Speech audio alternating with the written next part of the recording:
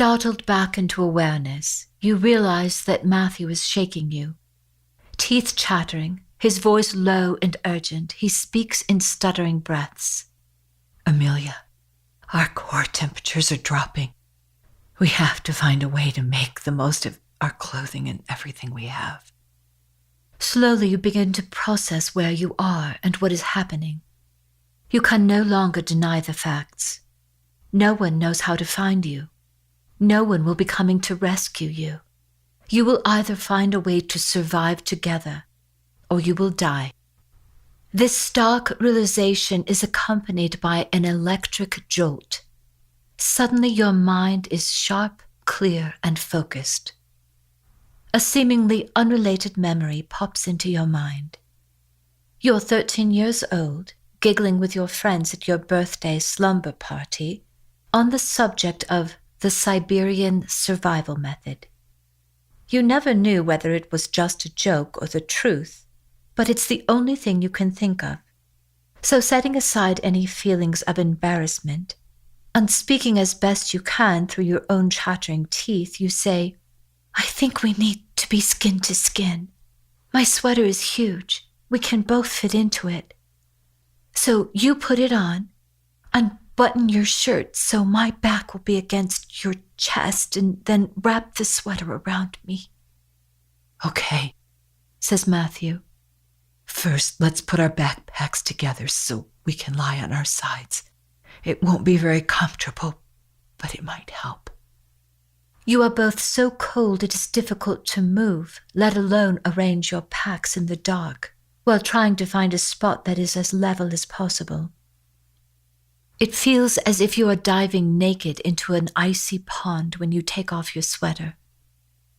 With completely numb fingers, you unbutton your shirt and put it on backwards.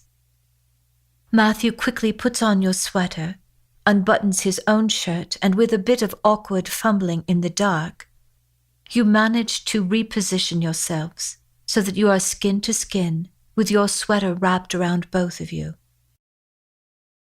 Had you been on your own, you would have felt the discomfort of the uneven rocky ground, lumpy backpacks, and the annoying zipper digging into your hip. But every ache and pain dissolves into the warmth of Matthew's bare chest, pressing solidly into your back, his strong arm wrapped tightly around your waist. "Are you okay?"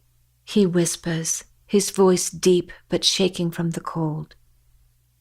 You firmly place your hand over his. "Yes," you say, nodding slightly.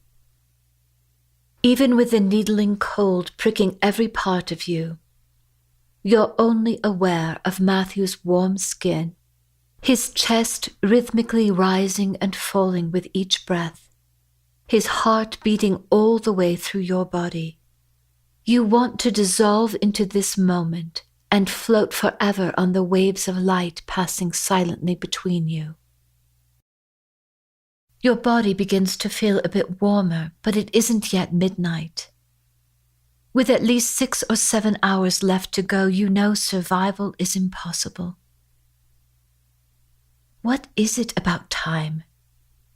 It's so inconsistent, badly behaved even. In the late afternoon, time had moved so quickly, zipping by when you desperately needed it to slow down. And now it's moving agonizingly slow, heavy as stone. Time seems more like an obstinate child. Whatever you want from time, and the more you want it, time will do just the opposite. Tomorrow, the sun will continue shining. The world will go on just as it does every other day. Night dissolving into day and back into night, endlessly cycling, seasons irresistibly recurring. But all of it will exist without you. How is that even possible? You're only in high school. Aren't you allowed to make mistakes? How can life be so unfair? With Matthew's arm still wrapped tightly around you, his heart beating steady and slow, Time dissolves into this moment. In fact, the entire world is dissolving into this moment. No one and nothing else exists, just the two of you. You gently take Matthew's hand from your waist, place it over your heart, and put your hand over his. Then suddenly the ground beneath you disappears as an electric charge pulses through your body, and a blazing beam of golden white light draws you up into the sky. The world is frantically spinning, breaking apart into countless shining pieces, as if stars were being flung into the heavens. It is so beautiful you can hardly breathe. How had you missed this? Everything is vibrating. Every cell in your body, every atom on Earth, every star and galaxy, everything seen and unseen is pulsating, singing a song as ancient as time itself. As if you contain the sun, light radiates out of your heart and from every cell in your body. Matthew feels it too and whispers, "What's happening? You feel so warm." Electricity runs through your body as you shake your head, unable to speak. Trying to make sense of what you're experiencing, you open your eyes. "Matthew," you whisper urgently, "look!" Before you stands a golden-haired child, a little girl no more than 10 years old, with radiant skin, rosy cheeks, full red lips, and vivid blue eyes. She is barefoot, wearing a simple white dress with a wreath of wildflowers in her hair. Though she carries no light and certainly isn't glowing from within, you can see her clearly while still unable to see each other or anything else. At that moment, you and Matthew both feel warm and comfortable, as if the cold from only moments ago was nothing more than a dream. Though there is no apparent source of light, everything around you is lit by a soft, gentle glow that seems like a combination of late dusk, pre-dawn, and a full moon all rolled together as one. The child smiles sweetly and says, "I'm Asha." Then heading down the path, she adds, "Come on, this way," as if she's about to lead you on some grand adventure. Not only does she act as if nothing unusual had occurred, she seems completely oblivious to the fact that you and Matthew are still lying together on your sides, cocooned together in your sweater. Blinking and looking around, trying to make sense of everything, you quickly unbutton the sweater, wriggle out of it, then sit up and try to get your bearings. Matthew sits up as well and pulls off the sweater and hands it back to you. Though you're not the least bit cold, you hurriedly put on the sweater rather than try to figure out a way to gracefully turn your shirt back around. Hastily, you both jump to your feet, grab your backpacks, and rush to catch up with the curious little girl. Barely able to feel your feet touching the ground, a strange, tingling current flows through your body, as if you're floating. And though you're bursting with questions, nothing comes out of your mouth as you follow the girl down the trail. Finally, you find your voice. "Are you an angel?" But before the girl can answer, you say, "Are we dead?" Asha continues walking but turns her head to address you. "I'm not an angel, and you're not dead," she says lightly. "But it's not cold anymore, and it's still dark, but we can see. How's that possible?" says Matthew incredulously. "You're both fine. You're just in another part of the program. What you might think of as a different dimension," says Asha, as if you know exactly what she's talking about. "What other dimension? What program are you talking about? The geology class we're in?" says Matthew, studying the girl intently as she turns to look at him. Oh my goodness, says Asha in a sweet, sympathetic voice. I'm afraid I've gotten way ahead of you. This may be difficult to understand. Actually, it's not difficult to understand. It's just that you obviously don't remember anything, and you wouldn't believe me if I told you. She stops walking, and then surveying both of you, she adds, What I have to tell you might be a bit shocking, so maybe we should sit down for a moment. We don't have time to sit down, you say urgently. We have to get back to our camp. People are worried about us. They're searching for us.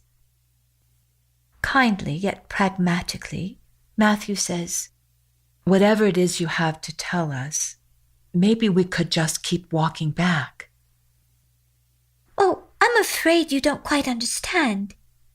Maybe it would help if you were to think of this as a parallel world, says the little girl hopefully. You and Matthew look at her blankly. Asha thinks for a moment and says, In this parallel world you're now in, it's warm instead of cold, right? Well, your friends and the people searching for you are in the world where it's cold, she says, appearing rather pleased with herself. What are you saying? Says Matthew. I'm saying that if you went back to your campsite, no one would be able to see you. No one would know you were there. You both stare at her in silence, trying to assimilate the gravity of your situation. So we are dead, says Matthew quietly. No, says Asha, throwing her head back, laughing. Okay, I'm just going to say it. There is no death. There never has been death. There never will be death. You will never die. Death only exists in the eyes of the beholder. Oh dear, I wasn't really planning to start there, says Asha, sheepishly rolling her eyes. I was thinking I would break you both in a bit more slowly to that idea. Okay, listen. What I'm about to tell you is, well, it's something that's known throughout the universe, but it's the biggest secret on Earth. It explains absolutely everything about so-called life and death, and it answers all unanswered questions and scientific anomalies. Every senseless thing, every terrible act, even the deepest sadness, all of it will make perfect sense. But first, repeat after me. Imagination is more important than knowledge. I don't mean in your heads, say it out loud, says Asha encouragingly. You and Matthew look curiously at each other and then back at Asha. Imagination is more important than knowledge, you repeat perfunctorily. Part 2. No matter what I tell you, no matter how unbelievable it may seem, simply say to yourself, this is a possibility. You don't have to believe what I'm telling you. Just give the idea some breathing room. This is a possibility. Are you ready? You nod vigorously, hoping Asha won't suddenly change her mind and decide it's time for breakfast, leaving you hanging. Here's the big secret. Earth and everything here is a virtual reality. Asha looks expectantly at you. In fact, Earth was created to be the ultimate virtual reality game in the universe. We just call it the game. It's the most challenging game ever created, and it's definitely not for the faint of heart. You've spent your entire life playing this game. But in reality, Earth isn't your home. It's simply a place where everyone goes to play and have experiences that they couldn't have anywhere else in the universe. Shall we sit down now? Says Asha, nodding.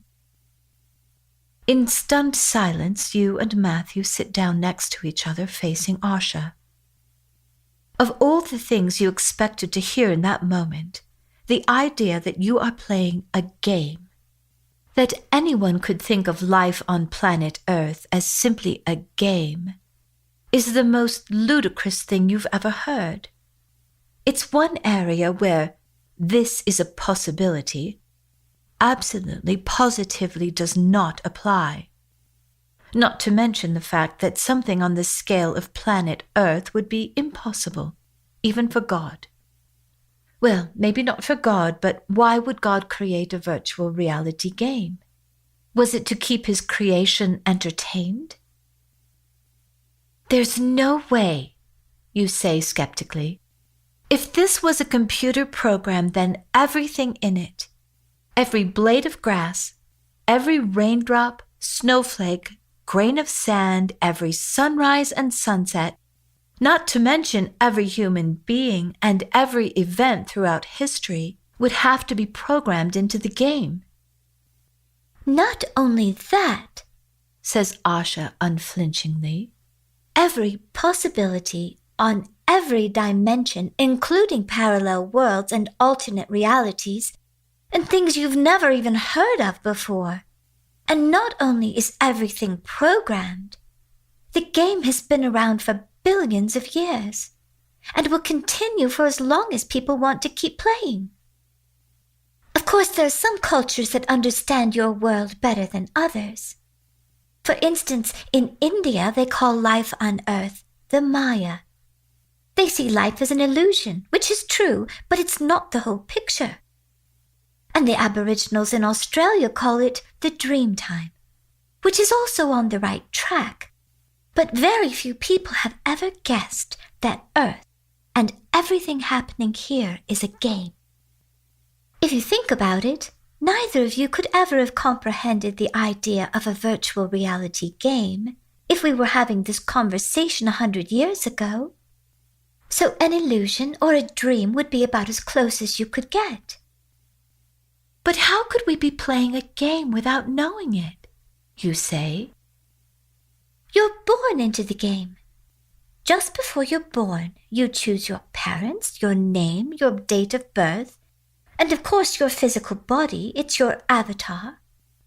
You agree to forget who you are, where you came from, as well as any previous games you've played, and most importantly, the fact that you're playing a game at all.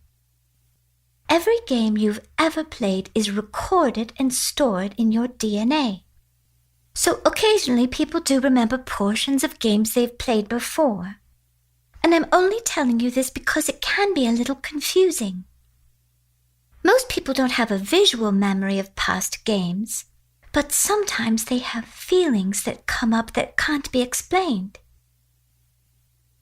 You have a feeling Asha is trying to tell you something, but you can't begin to imagine what she's talking about. Despite that, you decide to put logic aside and just play along. Surely this is some kind of made-up story typical of a 10-year-old. So just like any game, I could decide to play anyone I choose and be born at any time in history, you say.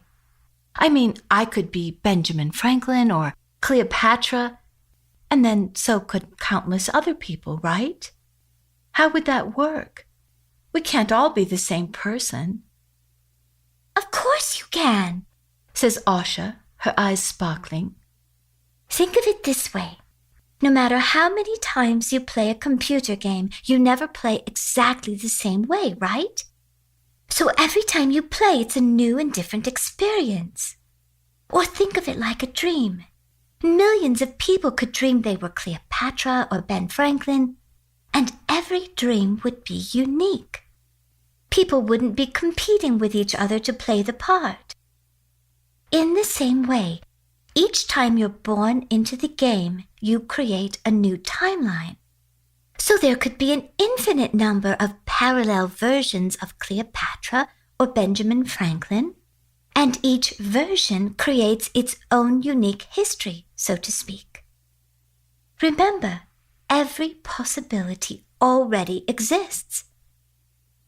Every time someone plays, they tap into a new version of reality that has never been played out before. You're talking about infinite parallel realities, says Matthew, his scientific mind finally letting go of what is or is not possible. But what about Amelia and I, for instance? Is there another version of us that went back to the campsite before dark? Or a version that died? Yes, of course. All possibilities already exist. You can't think of anything or come up with a scenario that isn't already part of the program. So you're saying that of all the fictional books that have ever been written, or ever will be written, all the stories are actually true in some alternate or parallel reality? And the author just tapped into that reality when writing the book? Says Matthew, shaking his head doubtfully. Asha smiles, nodding her head yes vigorously. Over and over, you say to yourself, this is a possibility. You don't have to believe any of it. It's just a possibility. But everything in you wants to rebel.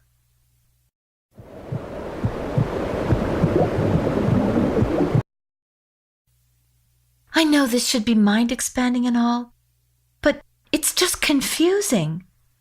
I mean, if it's all programmed, how does it work? Prior to being born, you program your gifts into your DNA. These are gifts you've earned or developed in previous games. You also program your challenges and the people you want to play with during the course of your life. Some people will be your challengers and others will be your supporters. But usually you are playing with people you've played with before in previous games, or what you might think of as previous lifetimes. And that's why you sometimes feel you already know someone you've just met, for better or worse. You program everything you want to experience, even a few exit points where you can die out of the game if it just gets to be too much. Another reason you may feel you recognize or remember someone you've never met is because your PFI, Personal Frequency ID, remains the same through every game, whether you are male or female, a child or an adult. So even though your conscious memory is wiped clean, much like reformatting a computer hard drive, all frequencies of every player remain unique. But you can only identify each other through an intuitive sense or feeling. There will be no logical reason for what you feel. But without a computer, where does the program exist? You say thoughtfully. Your human body isn't just your avatar. It's a living biocomputer. The program runs very much like a binary code that turns on and off. But rather than a computer that's plugged into electricity, your biocomputer is plugged into your feelings. But if this is a virtual reality and my body is my avatar, then are you saying that I'm not real? You say, reaching up to tap both of your shoulders with your fingertips. I'm saying, says Asha slowly, that you are not your body. If you were your body, every time you cut your hair or trimmed your fingernails, a part of you would be lost. Deep in thought, Matthew suddenly holds up his hand like a god at a crosswalk. Wait a second, he says firmly. You're right, none of this makes sense. And in a strange way, it's the only thing that does make sense. But the idea that this is a virtual reality game is a little too perfect. It explains away every conceivable anomaly because anything and everything is possible. Asha nods her head. Well, that's how the truth works. In your world, every scientific theory gives way to new theories. Theories you believe today will all change in time. Truth is simple and unchanging. Anything that explains away every conceivable anomaly is the nature of truth. I still don't understand the part about your feelings and the binary code, says Matthew, somewhat perplexed. Well, it's a little more complex than you might imagine because it's an interactive program. But in the simplest terms, think of it this way. Instead of ones and zeros turning the computer program on or off, your feelings are your navigation system. On corresponds with positive emotion. Off corresponds with what you might call negative emotion or fear. Think of it like the feeling of yes or no, or the feeling that you are safe or unsafe. If you think back to your hike, there was most likely a moment when you felt unsafe, a niggling feeling that you should head back, but you talked yourself out of it. You immediately know what Asha means as you think back to the exact moment on the trail when you started feeling unsafe. It was just the smallest hint of a feeling, and it didn't make sense at the time. If you had been alone, you might have acted on the feeling, but you didn't want to say anything to Matthew since he is an experienced hiker and you are not. So, you're saying that when the binary code is switching on or off, you feel safe or unsafe, says Matthew deliberately. And if you don't act on that feeling of being unsafe, it just gets stronger and stronger until you do something about it? That's it exactly, says Asha, genuinely pleased. But it can also happen over longer periods of time. Days, weeks, even years. It just depends how important it is for you to respond quickly, and how long it takes for you to get the message and take action. Of course, sometimes there's no warning at all, not even a whisper. And when there's no warning, no feeling that you're unsafe, that's because the event is an important part of what you have programmed for your lifetime experience. You shake your head. How can any of this possibly be true? What is this child playing at? She's so convincing. Maybe she's a pathological liar. Even if this is all true, you say, there are a lot of people looking for us right now, and we really don't have time to talk about it. We need to let someone know we're all right. Asha is quiet. You look at her skeptically and say, that is, of course, unless we really are dead. You're not dead, says Asha firmly. You both programmed everything you're experiencing now before you were born. This is just an opportunity to learn how to navigate the game at a more advanced level. Well, I find it hard to believe that I would program myself to be here, wherever here is, and that I'd want to learn about some unbelievable game that no one else has ever heard of, and no one would even believe, rather than go back to our friends. You say, shaking your head, it just doesn't make sense. It would make sense if you knew what was coming, says Asha knowingly. Well then, tell us what's coming, says Matthew pragmatically. That's not for me to say, says Asha quietly. I'm only here to teach you how to navigate the game more effectively. It's your choice whether you stay and learn or go back to your own dimension. You mean we can go back right now? You say hopefully. And it doesn't matter that we supposedly programmed all of this? You have free will, Amelia. No matter what you programmed prior to your birth, the prime directive of the game is, thy will be done. Well, then it's my will to go back, you say with conviction. And so it is, says Asha softly. Her body seems to shimmer for a moment, and then she disappears.